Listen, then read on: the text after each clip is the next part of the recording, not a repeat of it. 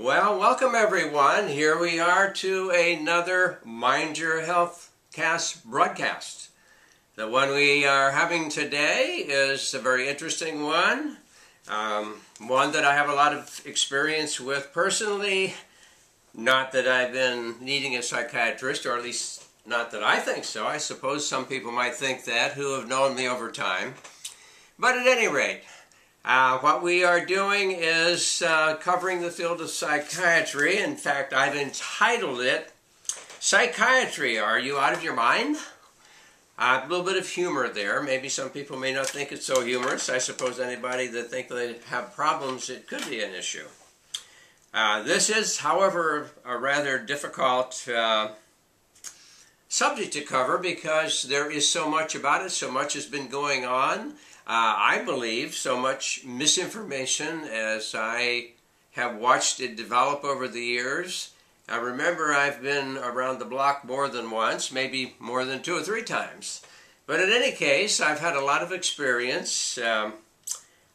First of all, I suppose we ought to talk about definitions.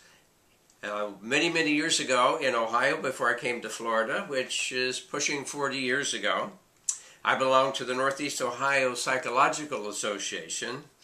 This was an organization that was psychologists, people who were counselors, basically anything to do with the whole field of mental health apart from psychiatrists.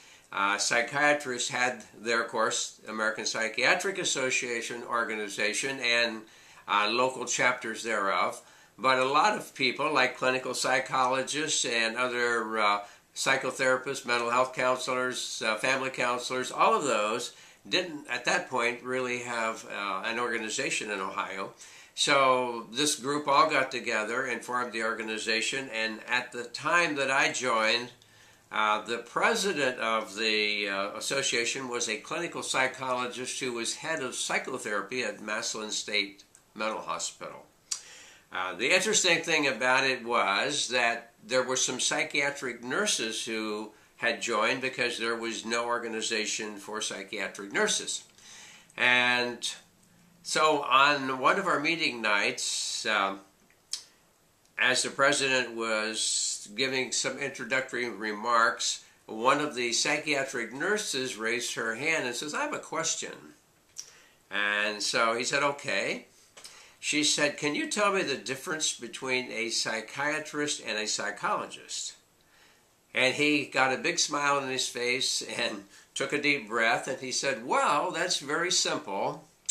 A psychiatrist is a doctor who's trained in medicine, but doesn't practice it. He practices psychiatry, but he's not trained in it, or psychology." And anyhow, they got a very distressed look on their face. They thought it was kind of a put down. But kind of that's the truth. Basically, and I think most people don't know what's the difference between a psychiatrist and a psychologist is. Some realize that psychologists, at least up to this point, don't give drugs, but psychiatrists do. Psychologists do psychotherapy, and psychiatrists did it one time, but I would say it's probably pretty rare if one does psychology, psychotherapy anymore. It's true that the psychologist has had many years of training in behavioral sciences and psychology, and then advanced training and clinical training in applying psychotherapy or various methodologies of utilizing the known principles of psychology to help change or enhance someone's life. Modern psychiatrists in general, now you realize that nothing is absolute. There are exceptions to every rule, and I know many of those exceptions. So I am talking in general. Most psychiatrists today do not do psychotherapy. Even before, they weren't really trained in psychotherapy. They actually did their specialty in psychiatry, which means they went through the regular medical route, and then at the end, when they wanted to do a residency and a specialty, they chose psychiatry. So many of them had very little training in what is known about psychology and the what's called behavioral sciences, which in my mind probably is a bit of a misnomer. I guess I've been around so long that I've found that very few things are clear-cut. Very few things are as they have been proposed to the public to be. There's a certain air that is given to the public about the science of medicine and the science of psychiatry and the science of psychology and et cetera, et cetera. There's this air given to the public that everything is cut and dried and absolute and well-known and et cetera. I hate to burst the bubble, and I put on my rose glasses to say, if you think that, then you probably have on your rose-colored glasses.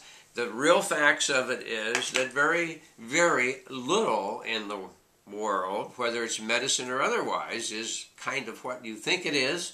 There's a lot of things out there that actually are quite different. Hopefully, going through what we're going to present today will give you a more broader view of psychiatry, and I'm not trying to shake confidence in it. What I am really trying to shake is confidence that the drugs that are being utilized today, the psychotropic drugs, are really going to solve the problems or cure anything. Now again, I have to say with tongue-in-cheek, there's probably an exception where there could be some really, really radical thing, maybe an injury or a disease or something that caused some terribly radical behavior that cannot be handled by psychotherapy, and I could foresee there could be a situation like that. In fact, we'll talk about one a little bit later. It wasn't aimed for that reason, but it'll fit that very well. But what we want to see is that there is very few cases where drugs really solve a problem, and more often than not, create more problems than they solve. Now, I'm going to be mentioning several books, and as always, there's a few that you really, really need to read. See, I'm presenting this material because I'm very familiar with it, and at one time I did I've studied psychology in general of all kinds, and some of it we will not even be able to get into today, but I am thinking about a follow-up program to this, maybe the next one, or maybe a few after this, that will go into some of the new things that are known and the new approaches, either for helping yourself or finding ways that you can deal with issues without having to take the drugs. I personally am very skeptical of the drugs, and I guess I might as well throw that in early. There's two books, really, that you want to get above all, and it's not coming from me. That's why I say I'm only here as a catalyst to throw out information to you that I have spent sometimes months, years, or multiple years in study. And the psychology material goes back over 40 years ago or longer. In fact, I'm sure it goes even longer than that. I was just off the top of my head kind of running back how long I've been heavily involved. In my work now, my clinical work, I don't bring up psychology and psychotherapy, but there's no way the two people can come together, and one as a therapist of any kind and the other as a person with some issue, that some type of psychological interaction doesn't go on. And the more you understand how people are, how they interact, and the principles of that, the better the results are going to be, whether it even is placebo or nocebo. We talked about that a little bit. I don't think we're going to get into that today very much, but at some point we will. But it's worthwhile to know that there's some heavy thinking going on that are much, much beyond what you just kind of catch. Really, if you think about it, the education that you get regarding drugs today in general are from commercials. Now, if you think about it, there's a reason for those commercials, and that reason is not to give you all the pluses and minuses and go into detail about the drug action and tell you that what the percentages are of people that probably receive some benefits even though it's non-curative in nature and could be a big problem. In fact, the aspects, or what I would call, not side effects, but the major effects of every drug that's on the market that is designed to either interfere in some way by overstimulating cell function or blocking cell function or some neurological function, if that's the design of that drug, excuse me, if that's the design of that drug, then my suspicions are that the adverse effects are going to be equal to or greater than any supposed benefits. As I said, there can be an exception where there's some kind of damage, either tumor, some type of poisoning, something that's happened, a trauma that is impaired the neurological function. Then, if needed to help manage the person's behavior and help manage their welfare, could be justified. So I'm not totally against it. I just think that it's so totally abused that that's why I'm bringing up the subject. Now, my background, apart from taking many, many classes on psychology, psychiatry, etc., is that I entered a program way back around 1970, in that range. That was a 2-year program, and it was given at Cleveland Psychiatric Institute. Now, Cleveland Psychiatric Institute was a psychiatric teaching hospital that was interconnected with Metropolitan General Hospital, which was a county hospital in northern Ohio near Cleveland. Now, the program was actually put together in conjunction with Case Western University School of Medicine, Department of Psychiatry, under the College of Medicine. So the various types of people that I was exposed to over this 2-year program had to do with crisis intervention, people who are masters of social work, theological and spiritual counseling, psychiatry, psychology, psychotherapy, short and long term, group therapy, etc. In other words, it was a mix of various approaches to the various types of problems that people have. And the people who taught the program had a varied background. As I say, there were spiritual or theological counselors, there were clinical psychologists, there were psychiatrists, MSWs, which are Masters of Social Work, who are very good in crisis intervention, and I'd say probably some mental health counselors, psychiatric nurses. It was just a very broad program. The whole idea was to acquaint you with the whole field and give you some expertise, because it took place in the hospital, the actual the institute, which, as I say, was a teaching psychiatric institute.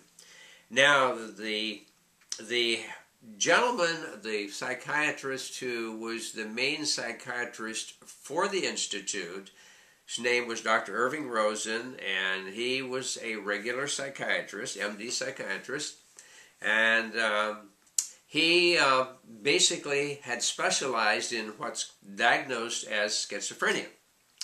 Had originally come to Cleveland several years before that to another hospital called Cleveland State Mental Hospital that was the primary psychiatric hospital in the whole area for schizophrenia. Well, when he came there, there was a population of about 500 patients in this hospital. Some of them would get out for a short time, but they would bounce right back. So he came in and became head of the therapy for psychiatry for schizophrenia. He actually, in somewhere in the neighborhood 2 or 3 years, he actually reduced the population, maybe it was 4, I was trying to remember the exact amount, but it was around 4 years at the maximum. He reduced the population from 500 down to less than 20, who were not only had left, but were not bouncing back. Well, you cannot operate a 500-bed hospital with less than 20 patients and have a whole staff of people and all the services available. So they decided they might as well close the thing down, which they did. They moved him over to Cleveland Psychiatric Institute and put him in charge of therapy, especially for schizophrenia. Somehow he got involved with the program that I was involved in, and so consequently I got to meet him and got to take training programs with him. Now, as a part of that program, we were put into the mental health ward, or the psychiatric ward, as some people might call it. It was the actual locked-in portion of the hospital where these people with schizophrenia were resident. And so we had to go in and spend time there with the patients doing various types of therapies. The program was aimed at results, meaning you're going to actually work on helping these people get well and deal with their issues. And so every time we went in, we had to do interviews with the people, and sometimes when we got there, there would be some patient that was very distressed or upset, and so they would want you to spend some time with them, seeing if you could either calm them down or that you could help them in some way.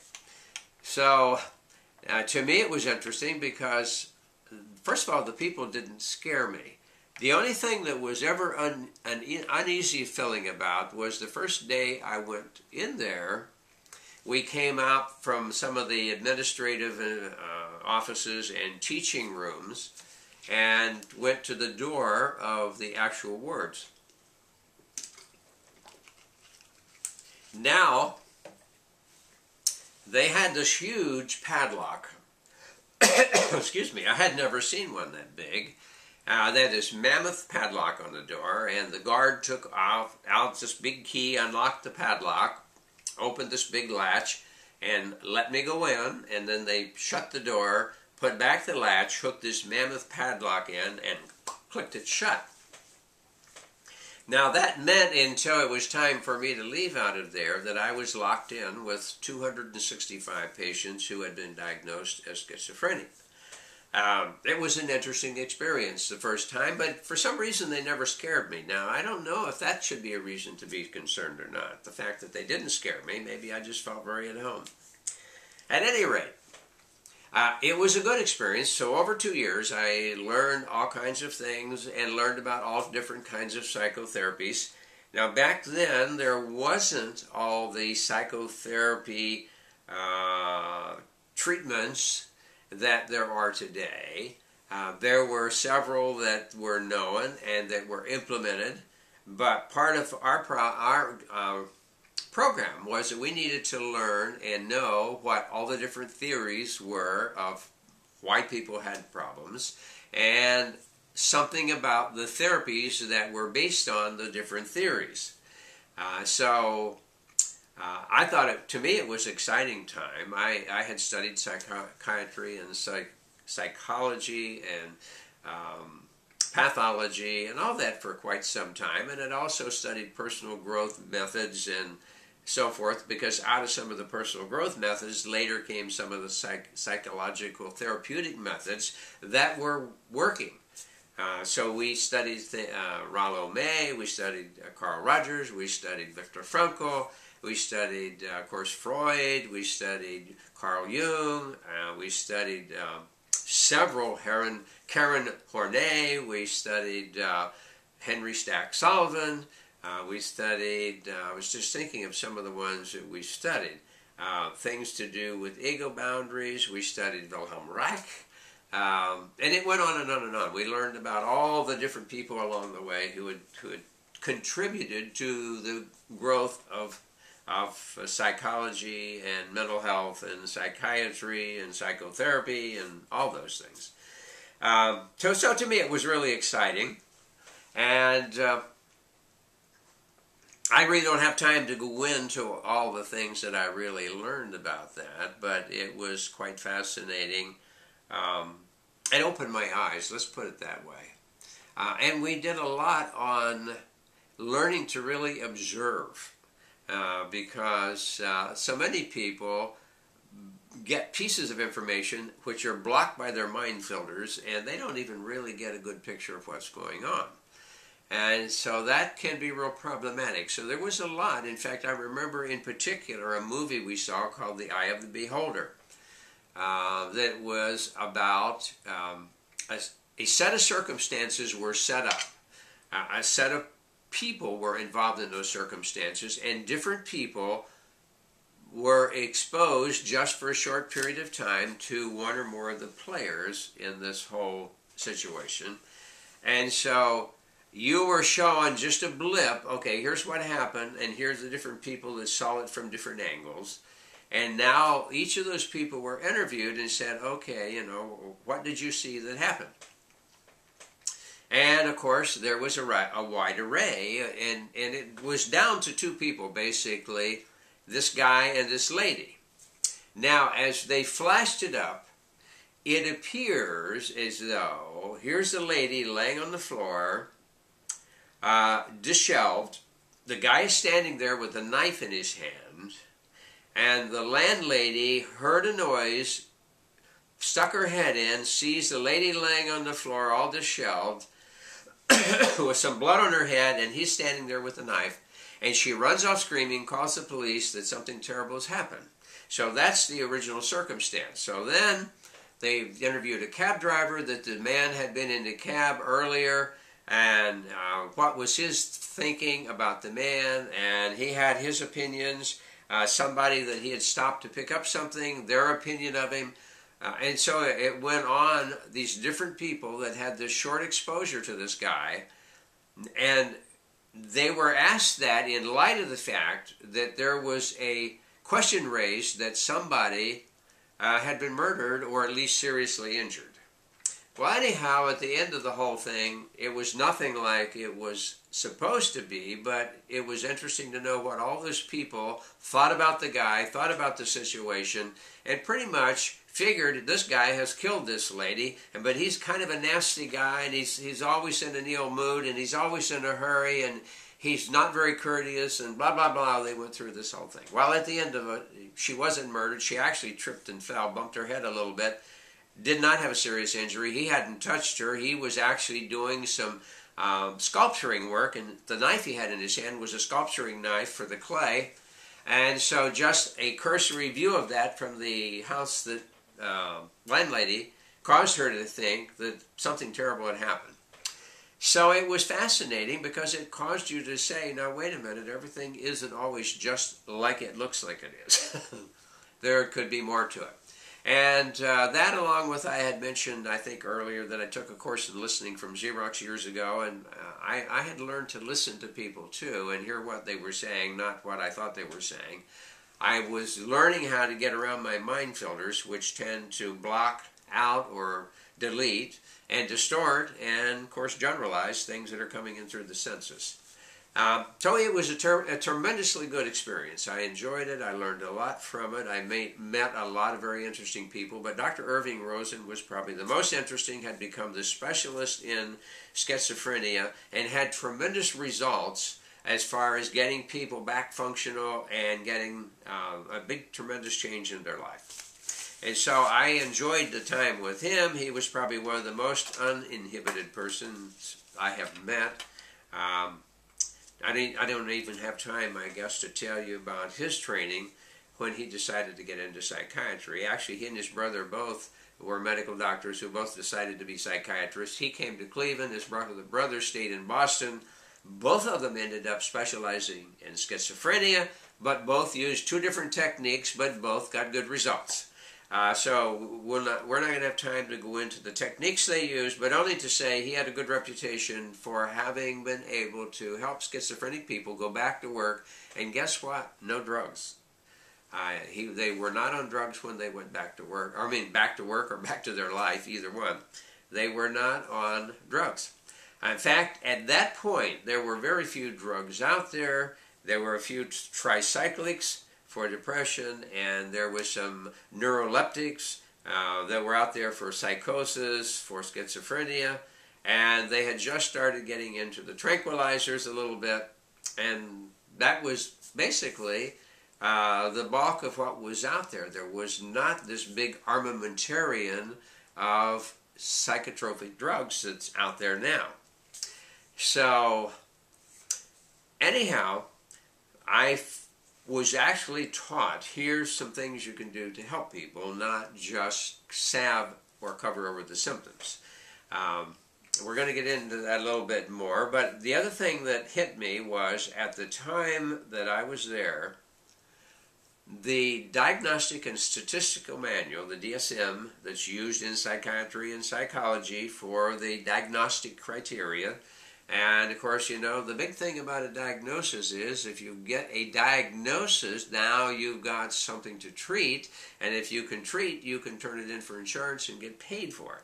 And so they had developed over the years this Diagnostic and Statistical Manual number 2. And it was called the Diagnostic and Statistical Manual of Emotional and Mental Disorders. I remember very clearly at the time. And during that 2-year period, it was changed. Number 3 came out. The interesting thing about 3 is they started to play down these emotional and mental disorders because there was this shift starting to take place toward problems of the behavior and mind and emotions were chemical in nature, and therefore they would need to be treated chemically.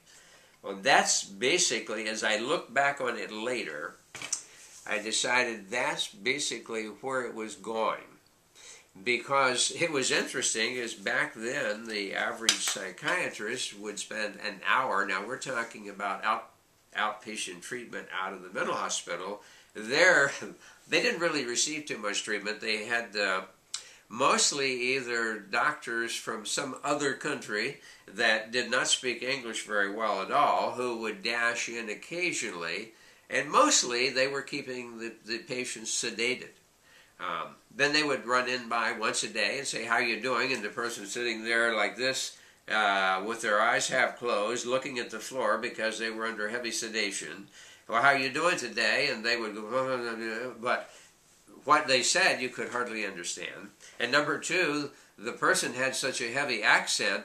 These were patients coming, as I say, from other countries who were, their school was not considered up to speed, and they felt the safest thing they could let them do with a medical license in this country was practice psychiatry. Maybe tells you a little bit how it was considered at that point in terms of taking it seriously.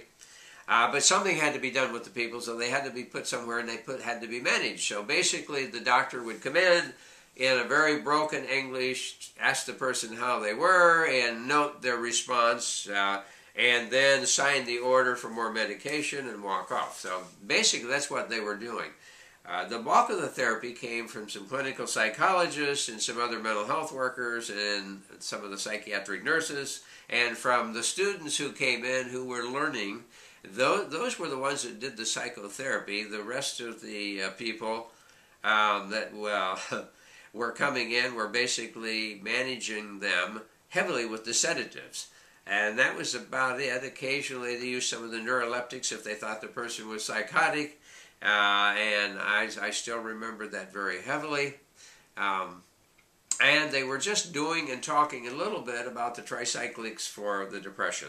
And that was pretty much what I saw. Now, it was interesting that apart from Dr. Rosen, we had this German psychiatrist by the name of Dr. Lingle. And of course, he was very, very structured and so forth, but he did have a bit of a sense of humor. You just had to catch it.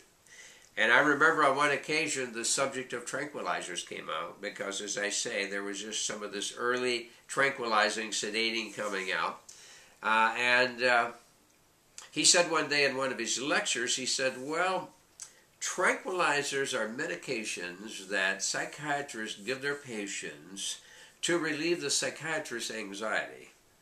And basically what he was saying is if the patient is anxious, it's making the psychiatrist anxious, and so if he can sedate the person with a tranquilizer, then they won't be as anxious, and then he won't be as anxious, but it really did nothing to solve the patient's problem. As you're probably noticing, I have a very dry throat today. Guess I've been talking too much, and I'm also doing a little bit of detox out of something, so I was producing some extra mucus, so it's impaired my speech just a tiny bit. So anyhow, that was kind of the picture that I got at that point, that these were some of the things that were going on, and that was some of the direction psychiatry was taking.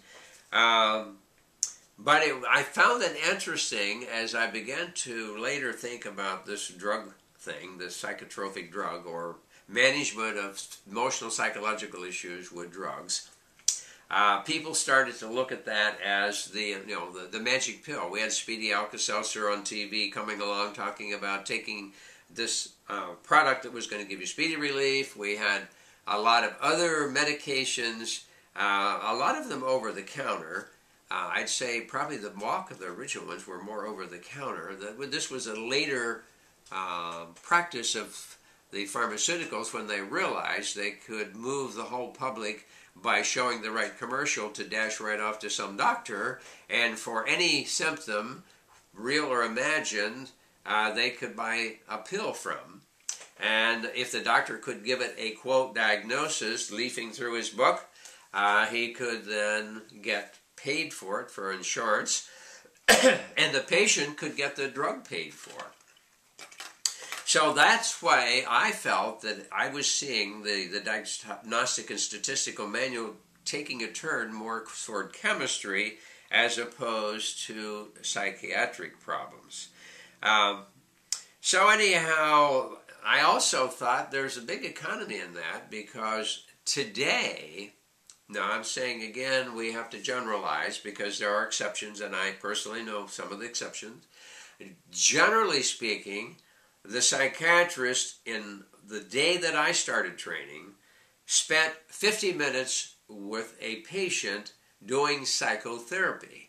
Now, back then it was called the 50-minute hour, which means they had to finish and wrap it up at about 50 minutes so they could get that patient out and another patient back in to start the next hour so that they could keep their schedule. So it basically was a 50-minute session, which still wasn't too bad compared to later. Now, as it's taken a swing the way it is today, that is psychotropic in nature, or basically drug-oriented, they can probably see anywhere from 4 to 6 people in the hour, get the same fee for seeing the person as they then got just for the whole 50-minute hour. So I'd say it's probably worked out good, very good financially, both for the pharmaceutical companies who now during that 10 to 15 minutes, if whatever it is, the psychiatrist can say, well, how are you doing? Are you feeling okay? Do you think you need more medication? Do you think you need a different type of medication? Do you need maybe 2 drugs? I'm seeing that some of the psychiatric ads now that are on TV are talking about stacking them, well, you're taking this one, but if it doesn't seem quite like it's doing it, then maybe seeing your doctor and he could add this one on top of that might be a little better. So we're seeing a lot of tweaking going on, but my point is that for the drug companies now, they're not really satisfied having you take one drug. Maybe you need 2 or 3. Well, are you taking a drug for anxiety or depression? Well, I have some depression, I have some anxiety. Okay, well then we're going to give you maybe a Valium or one of the benzodiazepines for that, And then if you're kind of depressed, well, let's say we'll give you Prozac for that. And maybe if the two of those aren't enough, maybe then we can tack on another. And maybe if your anxiety, even with the tranquilizer, isn't being handled, we'll go to something really heavy like Klonopin, which is an anti-seizure medicine, and see if that doesn't make it work a little better. Well, I've seen some of those people. In fact, I had one came in because Klonopin is such an addictive drug. It's in the Valium family, but it's a benzodiazepine, but extremely potent. And as I say, it was an anti-seizure medicine is what it was. And therefore, the person was like a zombie. She's walking, there's no affect, which means no smiling, no emotional expression at all, like plunk, plunk, plunk, plunk, and no life, of course, because there's no affect.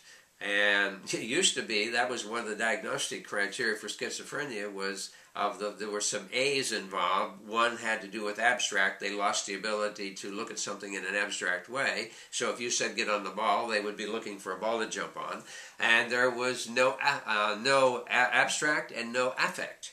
And the affect meant no emotional expression. Everything they said was just, they were drooped down. They talked, maybe even with their head down, and really no emotional expression whatsoever. And that's basically what the Klonopin was doing to the lady who came to me to get off of it. We did get her off of it, but it was a big deal. The other one is Ativan, which is, again, the same family. These are all GABA enhancers, which are part of the circuits in the brain that calms things down. So they found, well, that works good to calm down. If we add these drugs, we can intensify that calming down, and we can really zap somebody out. And, of course, they do that. Now, what they didn't tell you, of course, is that they're extremely addictive, and to get them off, especially if they were taking them for sleep, they could be taking them for, they could be working for nights of no sleep at all to try to get off the drug because of the withdrawal from it. And so it was very difficult, but we've gotten people off Ativan and Klonopin both, but it's not an easy job to do. All right, so we see this movement, in my mind, going from the psychotherapy to other types of therapies, which either are mechanical or whatever. And of course, what was going on in that day is they were thinking, well, the persons need something to help them manage their behavior. And so they remembered the story of Phineas Gage. Now, I probably have mentioned that before, but if I haven't, I should. And if I did, you'll probably have let it slip, and it'll be okay to repeat it again. Phineas Gage was an explosive employee of a stone quarry many years back. And so his job was they would drill down into the rock of a stone quarry. Then he would put sticks of dynamite down. He would put one with a cap, tamp it all down, and then they would set off the dynamite and blow loose the stone in the stone quarry so it could be taken out in smaller pieces. Well, anyhow, in order to tamp it in, there was a metal rod that was approximately 3 feet long, about an inch in diameter, and it had sharp end on one end and a flat end on the other. The flat end would be to put the sticks of dynamite and tamp them in. The very last stick of dynamite, he would punch a hole in it with the sharp end and put a blasting cap in it, and then he would run that down and tamp that, and then he would get out of there like crazy so they could set off this explosion.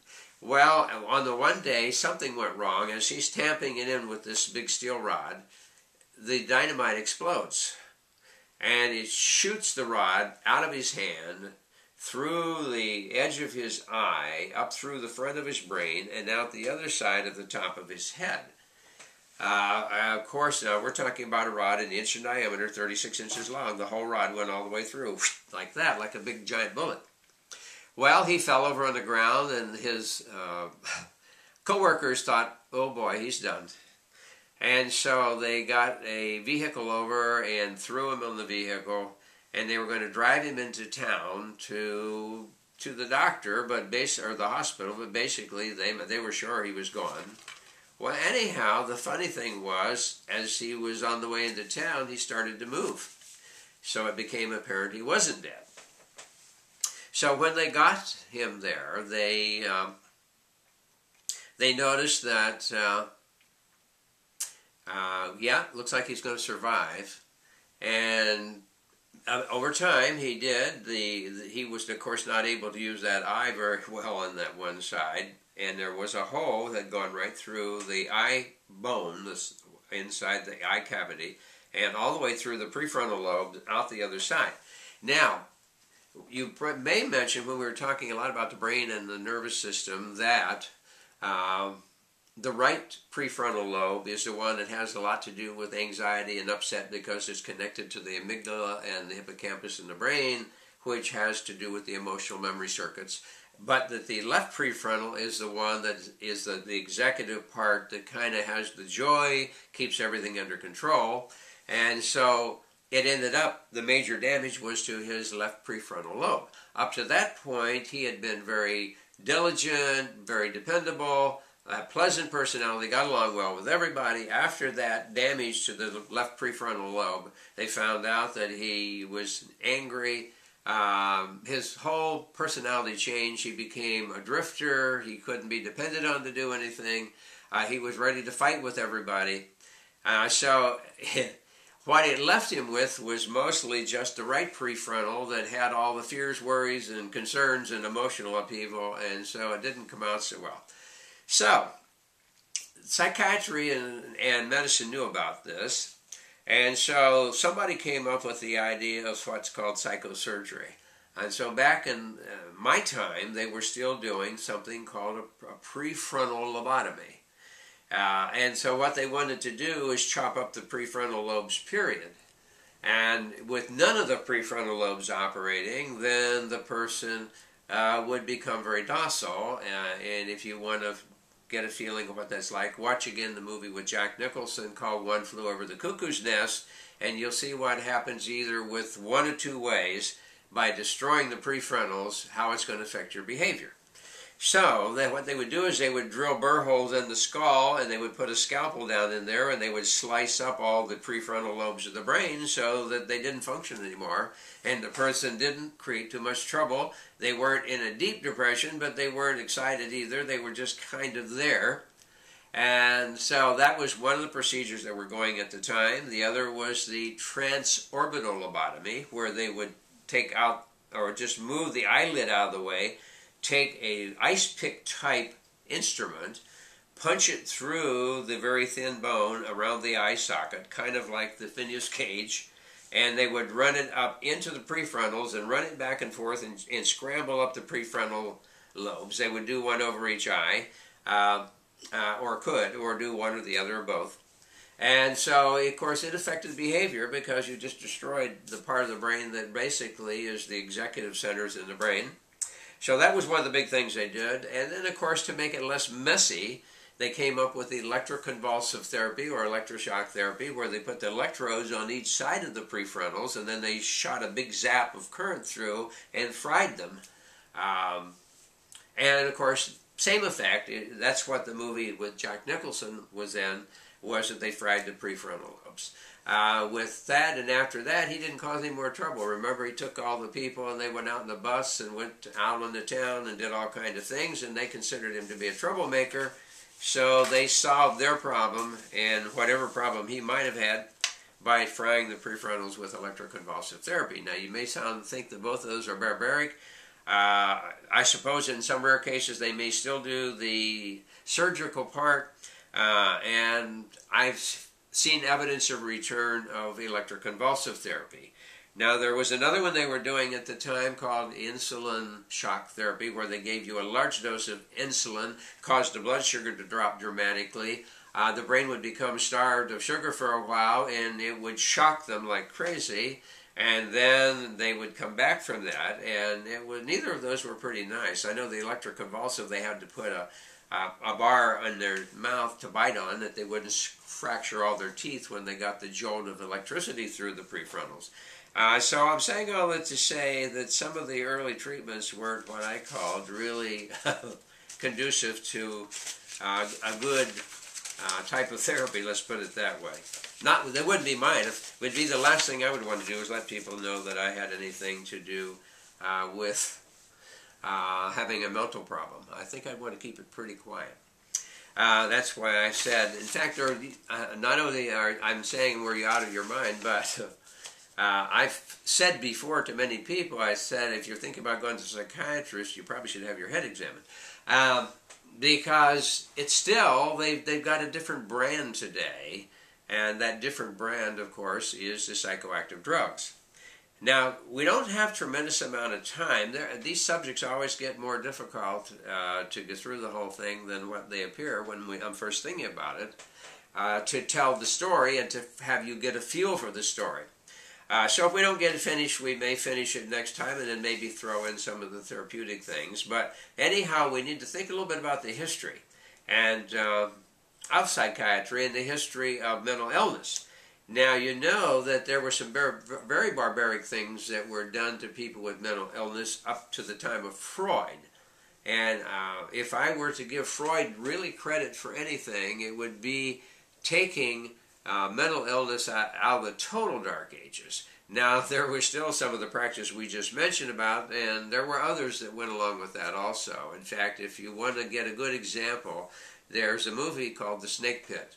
And it might be a good one to watch to see, and this was it's still in the 40s, they were doing those kind of things. But later they got a bit more sophisticated with the psychosurgery, but back then they still were doing electroconvulsive therapy, putting the people in total ice, their whole body in ice, and all kinds of things, trying to shock them and think, well, would it slap you back to get with it, so to speak. That's what it seemed to me, is that they're going to slap you one way or the other, whether emotionally, physiologically, or what, to shape you up. I'm not sure if they weren't ones on the enneagrams or what they were, but anyhow, or maybe eights. At some point we'll be talking about that. We haven't, I think we may have alluded to it one other time, but we really haven't gone into it in detail because there's enough time. But anyhow, a good share of the mental illness at the time of Freud, when he first got interested in helping people with their emotional problems, it was considered that mental problems were brain fever, and brain fever was incurable. So the only treatment was to chain you up like an animal in an institution, and almost like a dungeon, and throw some food into you and just maintain you till you died, because it was incurable. As I look back over the history of medicine, there's some other areas the same way, and the way people have been treated, it seems to me that I was wondering who really had the mental illness, the patient or the therapist. But anyhow, Freud was one of the first to come along and say, now wait a minute, I don't think they got some kind of brain fever. I think that they've got some problems, and I'm suspecting if we could get to the root of the problems, we probably could help those people. And so he really started psychiatry going in a more positive way. And of course, he's the one that came up with the model of the id, ego, and superego, and the implication of those, and he had a lot to do with these unconscious drives that were moving us in certain ways, and so he developed some kind of a structure, and he got into the analysis. And one of the big things he did, at least he started out that way, and then I think he felt too uncomfortable doing it, not because he thought it was a sin, but because he had to face people as a rule. And even in psychiatry, he didn't like to face them when he was trying to do a case history and all that. So he developed the concept of having him lay on a couch so he didn't have to have eye-to-eye contact, because he had a bit of a neuroses about looking people straight in the face. So anyhow, then they thought, well, that's the way you have to do psychoanalysis. You got to lay on a couch, because you don't look at them directly. You look at them off the side. So his neurosis became the norm for doing psychiatry for quite some time. He did get into hypnosis for a while, and in the hypnosis he had this one spectacular case that a lady was paralyzed in a wheelchair after some big emotional trauma, and she couldn't walk. And so he thought, you know, she could walk before that. I have a feeling maybe something's going on in her mind that might be affecting that. And so he did. He put her under hypnosis because he had learned about it from some other doctor. And sometime we'll cover the whole history of hypnosis. But anyhow, he put her under hypnosis. He took her hand. She stood up out of the wheelchair and walked across the room, walked all around the room, came back and sat down in the wheelchair. When he brought her back, she couldn't move. So he called it hysterical paralysis, which really meant there was something psychological going on that was keeping her from walking. And so I don't know whether he ever solved her problem or not, but he knew there was some mental dynamic going on, and so I think he kind of opened the door for getting psychiatry on a more reasonable footing than what it had been up to that point. So after the work of Freud, and again, we don't really have time to get into the differences between id, ego, and superego, except that the id was the unconscious part, the drives that we weren't aware of. The ego was the one that we normally think with every day. And the superego had to do with our consciousness about, and our conscience really, about things. So those were where all those things that made us feel guilty. We had the drives on one side causing us to do things, and we had the superego on the other side saying, you shouldn't do that. So the person would feel guilty and they would develop conflicts and all that. So that's some of the analytic side. Out of it, the whole thing, you would spend years doing an analysis on somebody, and at some point you would say, wow, I understand why I've done all this. And at that point, supposedly, theoretically, you could be better. But theoretically, they weren't better in most cases. And Wilhelm Reich came along and did some things after that. But at this point, the next point I want to make is that this was called the analytic approach. You analyzed it. It became known as psychoanalysis. And in fact, is the only one, unless things have changed recently, of psychiatry where the person who's the therapist has to have their own therapy. Generally speaking, if you're going to be a psychiatrist, you don't ever have to deal with any of your own problems or become go through your own therapy before you use it. You just start writing the drugs for people, and that's all you have to know. But the psychoanalyst has to go through a 2-year analysis of themselves in the process of learning psychoanalysis. So they know a bit more about themselves. At least they have some insights. I suppose enough they don't let their problems become the problems of the people that they're treating, which isn't always the case, as I've noticed in many of the therapists out there don't have to go through any therapy, so when they go out and do therapy with people, they try to treat themselves through their patients, and every patient who comes in, they think has their problem, and therefore they're trying to work on their problem through the patient, so that's not always so good. At any rate, we had some other stuff going on. There was some research being done by a Russian doctor by the name of Ivan Pavlov. You've probably heard about the Pavlovian dog experiments. And what he did is he took a dog and gave it food, and when he was giving it food, he rang a bell. Well, of course, giving the dog food caused it to salivate. As soon as it saw the food, it started to salivate. And so he rang the bell at the same time, and over a period of time, he was able to just ring the bell and cause the dog to salivate. So that ended up, he modified the behavior of the dog through the conditioning processes, which is what they call that, with 2 different stimuli involved with the same response. After a while, either one of the stimuli would bring on the same response. And so that started a school of thinking called behavior modification. And later it was developed further by a doctor by the name of J.B. Watson, and then also it went a bit further, and they started doing a lot of things to try to basically change someone's behavior. And so it became the motto of the behaviorist movement to say, well, it doesn't make a difference why you've got the problem. All we want to do is just change the behavior and it won't be a problem anymore. And so it sounded good in theory, but in some cases it didn't work. And in some cases, if the background problem wasn't too great, then sometimes they got some fair results with it. And so that anyhow it developed into a whole school of therapy. And so because they were wanting to modify behavior, they got into a lot of therapies where they either used aversive things, like if there was one type of aversive therapy called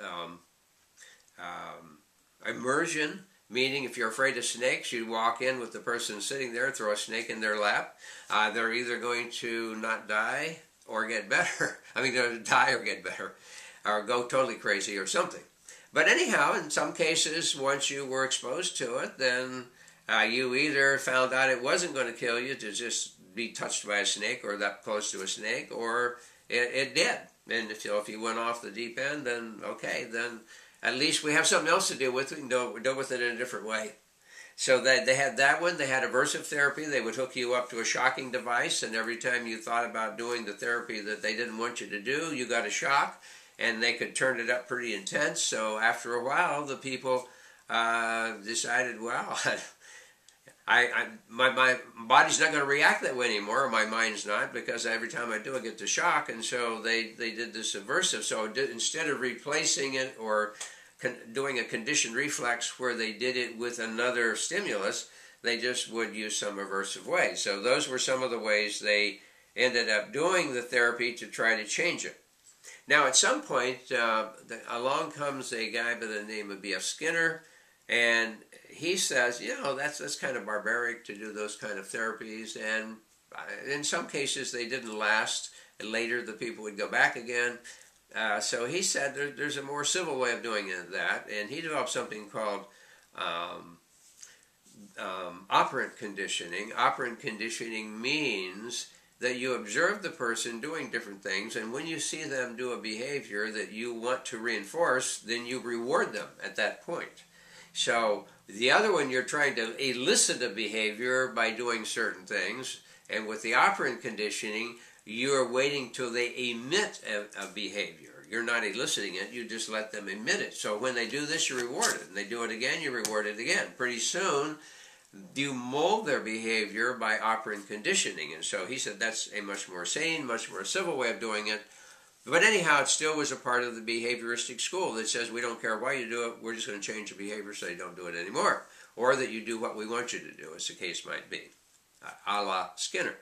So that became the different approach. And so there was a pretty current doctor by the name of Dr. Wolpe, W-L-P-E, that developed something called systematic desensitization. So he would take somebody who had a terrible phobia, like riding on an airplane, because either the feeling of closed in, the feeling of height, or whatever the reasons were, they would have terrible anxiety. In most cases, they could not get on. They would have such a terrible attack. And so he developed something called a SUD scale, which is, okay, if you were thinking about that in a couple, 3 weeks, you're going to be making a trip in an airplane, how anxious would you feel? On a scale of 1 to 100, and the person would say, well, maybe a 10. And then he would say, okay, now let's say that you're actually going to purchase your ticket. You know, what feeling do you have on a scale up to 100? Or you could do a scale 1 to 10. It just depends on how you want to do the scale. The one I was taught, the original one, was on a 100 scale. Okay, well, buying the ticket, knowing that once I buy the ticket I need to make the trip, that's probably going to give me a 25 on that anxiety scale. And you do it all the way up till they actually get in the airplane, sit down on the seat, and connect the belt, and they're starting to close the door, and they know that's it. Okay, wow, that was 100. And so you've got all these anxiety levels. So then, you can go through those step by step and say, okay, now what we're going to do is every time that you think about that you're going to be doing a trip in 2 weeks, we want you to also think of a scene in your mind that is very relaxing. A beach in Hawaii, going for a walk in the woods, something that's going to make you feel extremely relaxed. And you've done this before you actually start the steps. And the person knows the scene. Okay, so you say, okay, you're thinking in 2 weeks you're going to go, so just take this scene in your mind and feel the anxiety. And when you feel the anxiety, I want you to immediately flip and think of the relaxing scene. And so you would go back and forth with that. Okay, now think of this. In 2 weeks you're going to go. Okay, stop. Go back and think of the other scene. Think of being relaxed on the beach. And so what you started to do was you started to substitute a feeling of relaxation for with each of those steps rather than anxiety. And so that was called systematic desensitization. I went to a special form of it called hypno-operant therapy, where you actually used hypnosis to make the relaxation more intense. So once you got your scale of anxiety, then you would get them into a relaxed hypnotic state and then have them think of each of those things. And pretty soon they couldn't get anxious when they thought about them because they were conditioning themselves out of it. So that worked very well. And of course hypnosis came into play also with a doctor by the name of Kroger right after World War II. They had all these people coming back from the war with what they called war neuroses. And this Dr. Kroger spent a lot of time, because nobody was helping him. All they were doing was sitting in government hospitals and not getting better. They were totally non-functional, or to a great degree non-functional. And so Dr. Kroger said, well, gee, maybe we can do something with hypnosis. And so he started using hypnotherapy with the people with war neuroses and was able to convert a tremendous of them so they could go back and function in their everyday life. And so it worked out very well. And he wrote a whole big text on it. I have the textbook, and I studied it because hypnotherapy is also one of my expertises. I spent a lot of years teaching it and working with it, even giving lectures and demonstrations and so forth. So I know it very well, and I know what all can be done with it. And of course, it's nothing like people think it is. Everybody thinks you're into this terrible trance and somebody's taking control of your mind, which is totally baloney. But it sounds good to write a movie, a scary movie or whatever, to make it do that. But that isn't the case. So I did a lot of work with it, and it worked very well with the hypno-operant therapy. So over time, we had this definite distinction between the behaviorists and the analysts. And that went for quite some time. And then all of a sudden, this biochemic thing started to really blossom. And what happened was that some of the early work, they began to think, well, you know, there could be some chemistry issues, but the real chemistry issues have to do with nutrition. You're deficient. And so there was a guy by the name of, actually a PhD researcher, and I'm trying to remember if he's a psychiatrist or not, or whether he was just a biochemic researcher, at the Brain Biocenter in New Jersey, and he started studying the effects of different minerals and nutrients on the brain and the function of the brain. And so at this Brain Biocenter, he did all this research, and he was not only looking just for the nutritional side, but for the behavioral side with that. He was thinking of, you know, what's going on with your behavior. And schizophrenia, for example. Well, we're going to do a biochemical analysis of the blood and everything and see where your nutritional status is and amino acids and all that. So he developed some fairly good therapies. He wrote a book called Mental and Elemental Nutrients. And then he later wrote some other books. Now he's going to be one that will be on that list of books when you go on the forum of the books recommended for this particular set of broadcasts. It looks like it's going to be 2 broadcasts because there really is a lot to cover.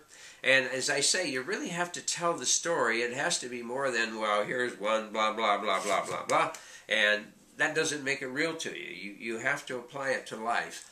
And so, as you're going to see, the way I do a lot of broadcasts, we're more and more tying everything together. We want you to get the bigger picture. We don't want to think, okay, psychiatry's here, and neurology's here, and something else is here, and never the twain shall meet. We want you to see that it's all a big picture of how everything comes together. But if possible, before we do another broadcast, there's 2 big books that I think that would be extremely good for you to kind of get your feet wet with, involving some of the things we're talking about and will be talking about. We're going to give you some stuff that's going to really enhance your awareness of problems that people have, number 1, including yourself and myself, and number 2, what can we do about it? And it doesn't mean that we're going to take a bunch of drugs and we have to go through extensive years of psychotherapy. There are lots of things that we can do we don't have to go to any therapist. We can do it on our own. We can read about it and we can apply it, and we'll cover a lot of that stuff.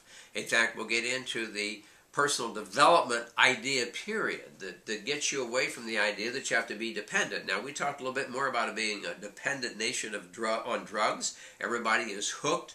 They think they can't live without all these drugs. The pharmaceuticals want you to think that. They go to great length to put out commercials that lead you like a group of sheep into the doctors for all these drugs, and everybody gets scared if they think they can't afford health care, because that means I'm going to die, because the doctors are told by the pharmaceuticals that the people don't take it, they're going to die, and the people believe it because their doctor tells them that, because he believes it or she believes it, that they're going to die if they don't take it. And that's not really true, you know. Civilization is now at going to be 6 billion or 600 billion, not 6 billion, 600 billion? No. Yeah, way up there anyhow. Huge, huge population. And we made it without having all those drugs. It's only been in the last, mostly the years since World War II, especially since the 60s to 70s, that things started banging like that, and it wasn't up until just recent years that the whole thing of psychotropics have gotten so big, to the point that now even the psychologists are wanting to get prescription rights so they can write prescriptions too, because I guess they're getting tired of psychotherapy. Why should they spend an hour for $150 or $200 or whatever they get paid, $250, and the psychiatrist in the same amount of time can see 4 to 6 people at that much each. So we ought to be able to write those prescriptions too. And so I've seen some of the movement now for the clinical psychologists to be able to write prescriptions also. Prescriptions aren't going to solve it, and when we do the next session of all of this, you're going to see why that's the case. It's interesting when we start looking at some of these psychoactive drugs that people are taking that are so deceptive that they cause you to think that everything is great when you take them, when in fact that's why they're called mood brighteners, because they change the chemistry, but they haven't solved the problem. Now, LSD people, when they were on LSD, thought it was the greatest thing in the world. I'm not so sure you would say, yeah, we should take LSD. But an interesting thing you might want to know is, guess who the company that originally produced LSD was? The Eli Lilly Company back in 1956. And guess who came out with Prozac? The Eli Lilly Company. And guess what? The chemistry in the brain is very similar, which we'll talk about. But I thought you just might find that interesting to know, that the same company produced both of those drugs. Now, I understand that they were used illegally after a while, but for a long time, they were touted as being great. What they were going to do, they were going to help us understand mental illness. They were going to help psychiatrists get people well. They were going to help all kinds of things. In fact, I even remember one of the old TV series, The Defenders, there was a session where this therapist and researcher was promoting the use of LSD to help do all kinds of things, and they were almost touting it as being miraculous, but it was put out by the same company that made the Prozac. And so I'm saying, as I said earlier, we're running over, I know, you should get 2 books and read them before we get into the rest of the psychiatry. Number 1 is a book by Dr. Peter Breggin, who is a psychiatrist, practiced for years. He did more in practice, he actually helped people. He was a graduate of Harvard, he taught at Harvard, and he wrote a book called Toxic Psychiatry. I think you will find that interesting. Toxic Psychiatry is what you really should be doing.